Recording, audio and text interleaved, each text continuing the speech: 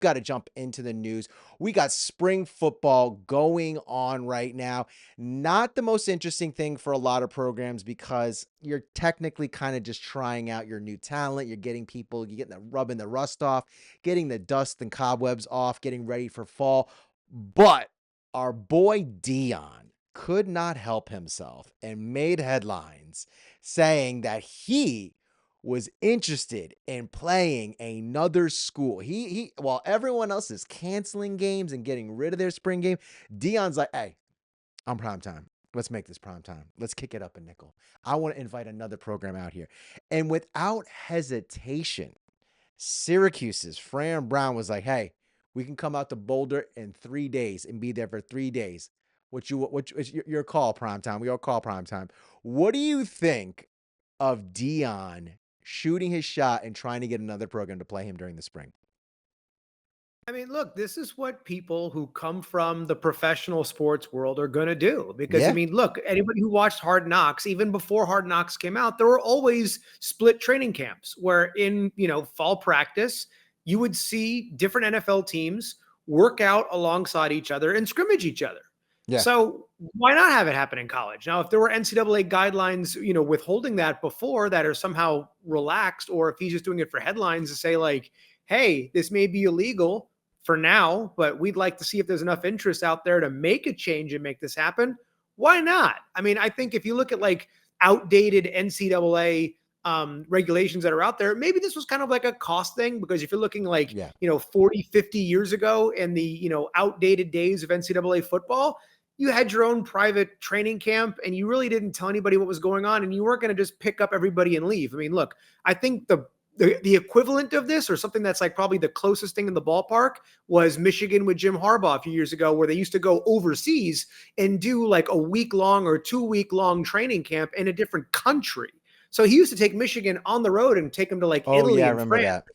make it part of like a cultural thing. They're like, hey, you get to see all this wonderful stuff, that you get to play football and you get to travel the world and do all these other things with Michigan. And also, because who the hell wants to be in Michigan any more than they have to? Yeah, in the I'm spring. not Oh. saying Michigan, I'm not going to single them out. I'll say between Ann Arbor, Columbus, South Oh, Bend, Tuscaloosa, College Station, you name it. Why do you want to be there all the time? If you could take that operation and bring it on the road and do it somewhere that's really cool, that most people on that staff have probably never been to before, that's pretty cool. So, hey, great on Fran and Syracuse. Like, hey, if you guys want to go out there and go do that, that's a great way to get headlines, and it's a great way to see where you are. You don't have anything to lose, and I don't think I'll leave it at this point too. I think the days of like college football being these like super secretive operations where like nobody knows what nobody else has until the season starts are long and dead, between yeah. transfer portal Poor. and the number of outlets that are out there that are always talking about things. Like, look, we knew last year going into the season, they said the experts that were going to some of these close practices for that, like, 1 hour viewing period and all the prognostication interviews that came out, they said, the secondary might be a little weak. We're see what's going to happen with that. And, it didn't seem like that was going to be the case the first couple games. And then it came back in spades after that. So Yeah. people know what they have. There's no mysteries anymore. That's very true. And I would also say for the aspect of even just covering the Canes right now and watching a lot of people be at practice and things like that, it's really hard because there's so many rules that a lot of programs have when it's in regards to players who may be injured or partially injured. You can't film them, you can't watch them, they don't really practice. So you're really limited to see even your key players, and we'll get into the spring stuff a little bit later. But I think for something like this, I think people are recognizing that college football is on a trajectory to becoming the NFL. Basically, it's a business, and the shorter you can make the off season, the better. And the NFL knows that. That's why like there's such an emphasis on the trade deadline and the draft, because it's like that's what you basically go into. You get it's like Super Bowl, you get a lull for 2 weeks, and you get the trade deadline, and then you got a week off or two. Well, then you get the combine, which they really kind of incorporate into the NFL like model. And then you get into draft, and then you have a little like month or two off, then you get into the fall. It's like year round basically. It's max, I would say you get 6 weeks before anything next is happening.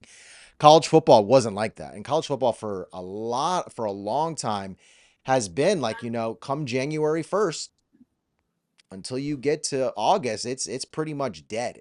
And it would be really cool. I think this idea that Dion is proposing, where teams play other teams, I think that's amazing because this is the other thing. A little like inside college football is the spring game. 90% of the time, your starters are only playing at max a half. Usually, sometimes maybe a quarter, quarter and a half, but they're not playing the full scrimmage. Very, very rarely do you have your starters playing a full scrimmage. So like I was alluding to earlier, you're really kind of just testing out, seeing what your freshmen and new recruits are coming in, what they look like, get them used to the system. And I think it would be really cool to kind of see like you said, not only do you know what you have, but you kind of know what you have in competition. I think it kind of allows you to dial in a little bit more. And especially for the programs who end before that spring portal, you can go out and get players now with the transfer portal and NIL. I think this is slam dunk. I think obviously the con, just like any other con, for spring football is injury, and that's like the number one like goal in spring football is maybe not to assess your team, but to come out uninjured and healthy. On the other end. So, I guess when you ramp up the competition in that sense, you can kind of have a little bit of I guess a threat of being injured, but that can happen week one, right? We saw it with oh my gosh, who got Jalen Rivers was one in the gate in the game against the Gators. And then who was on defense? Who was that on defense that got injured that we Well, lost all Ruben year? Bain got hurt. Ruben Bain too. Yes, I Yeah. forgot about Ruben Bain getting injured that game. So it's like I, whether it's a spring game or the first game, I mean, injuries are going to happen, right? But I think if you can create a little buzz, but you can also, this is what I also love about it. Okay, cool.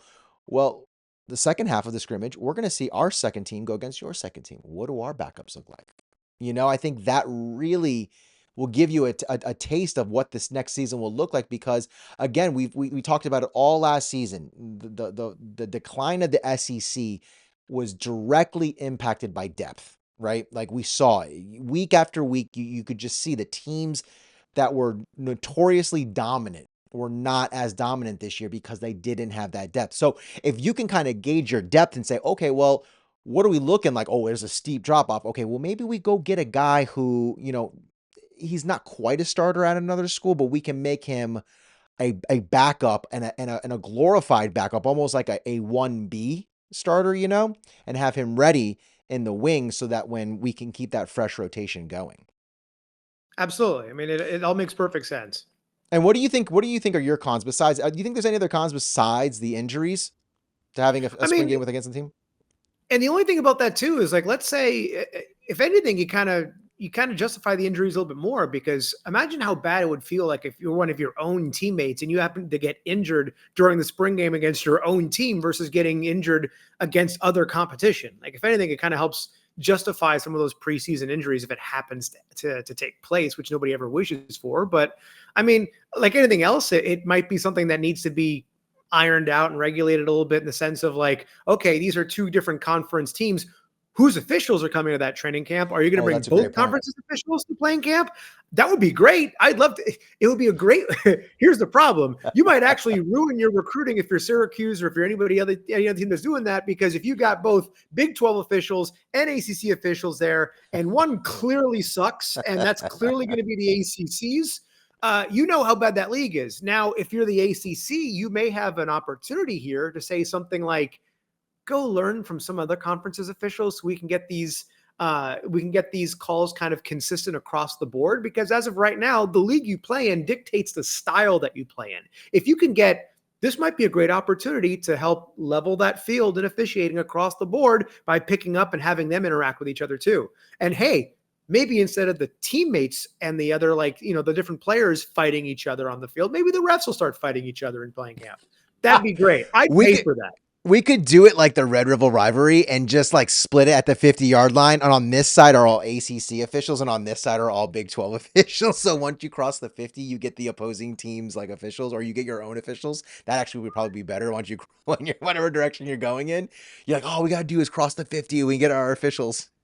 Can they like blow the whistle and have them like run out and sprint out on the field like substitutions like the defensive players have to do? So you can watch some like 65-year-old, who's like 200 pounds overweight, just pull a hammy going out there. Be great.